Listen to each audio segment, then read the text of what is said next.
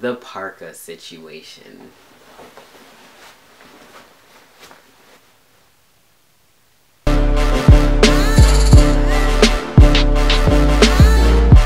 Hello YouTube, it's Dan from KiddingProductions, and today I'm going to be telling you guys a little story of how H&M had me all the way up. So to give you guys some background, around mid-November last year, 2014, I ordered a parka, which is defined as a large windproof jacket with a hood designed to be worn in cold weather. Tell me why the dumb hoes at H&M could not figure this out. I did the math and it still doesn't add up. It's a jacket, not a logarithmic function. You see what I did there? I proved I know some math. Kind of slipped it into the video. I don't know why. I try. I just want you guys to believe in me and feel that I'm smart. Basically what happened was I ordered this Parka last November because I'm like, man, I'm cold because I live in the Midwest. And I was like, ooh, let me go to H&M. H&M has some parkas.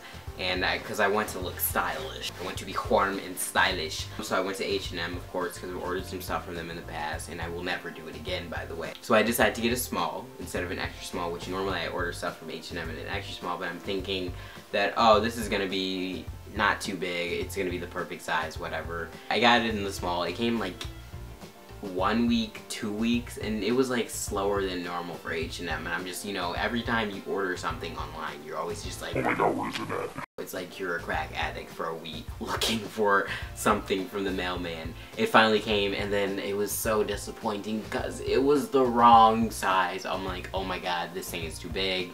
At first I was like, you know, you always like, if you order something online and it's like the wrong thing or the wrong size, you go through the denial phase. No, this will, I can wear. No, it was unacceptable. It was because this is already like really big and puffy, so that was big and puffy, and then it was oversized too.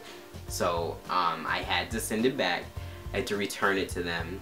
So I filled out the return slip, you know, wrote a little love note, gave a little wink. Not really.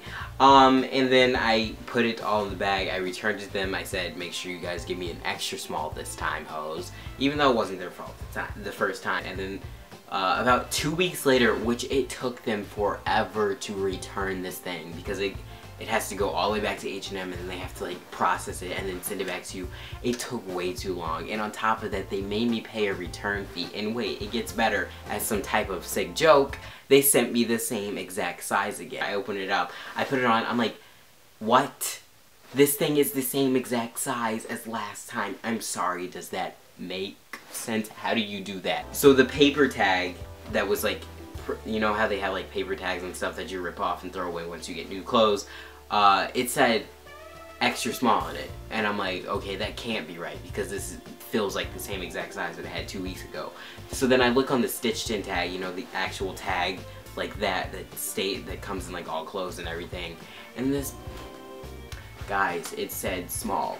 I'm sorry, but it was the same exact size. It literally was. I had to call H&M. They gave me like a 10% discount on something, or like they gave me some H&M credit. Like, what? I'm never ordering anything from you again. Why would I want your H&M credit? So they have a terrible return policy. If you think you're gonna be able to return something to H&M, just don't even try. So instead of like doing the whole return process again, I just returned it to them. I didn't say send me another size back. I just went on the website, ordered the new size. So I'm waiting for this extra small to come, praying that it's the right size. It finally comes, and here it is, guys. I have it. I'm sweating right now, but I will wear this the entire time. So I mentioned this in my last video, and I really just wanted to tell you guys the story because it was the worst experience of my life. It was like H&M wanted me to get this in the summer, and I probably would have worn it in the summer too, honestly. You are about to enter the courtroom of Judge Judith Scheindlin. The people are real. The cases are real. The rulings are final. This is Judge Judy. On this episode of Judge Judy, plaintiff Daniel from KiddingProductions sues H&M, the defendant, for emotional damages related to the parka. On top of that, I spent days and nights stalking the mailman. I literally have pictures in my phone of the mail truck, and I thought it was his fault, but it wasn't even. It was just H&M. After that, I was basically done with H&M. Like, how do you even do that? Like, who's like the guy in the factory like, oh, says small, but I'm gonna put the tag on it, it's gonna make it extra. It doesn't change the size, putting a different tag on it. But now that the park is here, it's happily ever after. Now I never take it off. I shower in it. I feel like I'm sponsoring them, by the way. Like, hey, you should really... No, this is not what it's about. It's about, now I have this coat, and you should never order from H&M. And yeah, that's basically the whole story. I finally got the Parka in the right size. I'm warm as now, and H&M burning. That's it, guys. I hope you enjoyed the story of my pain and suffering. I'm Dan from KiddingProductions. Make sure you subscribe to get all my latest videos in your subscription box. Like the video down below. Comment if you hate H&M.